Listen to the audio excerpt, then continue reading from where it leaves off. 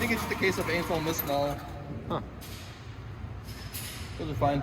That's weird how that works. Anything, I can push it to dot itself like 2 over to the left.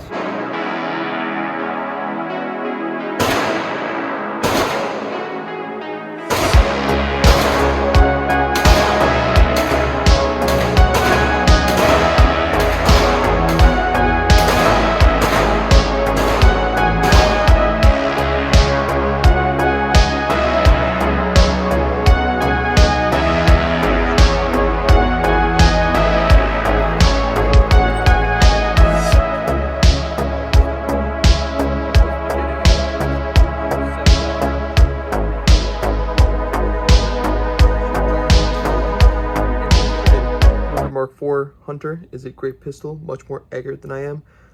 Able to put better groups with a red dot compared to just iron sights. Mind you, they're at the range.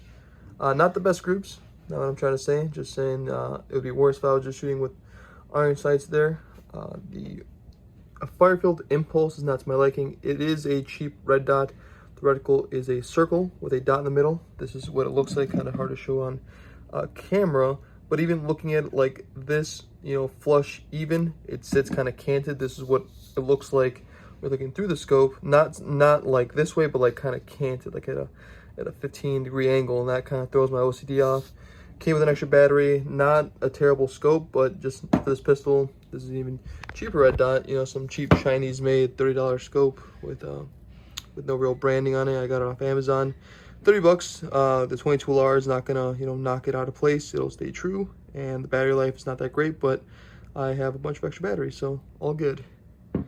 Awesome pistol, fun with a dot on it. Would definitely recommend. Thank you guys for watching.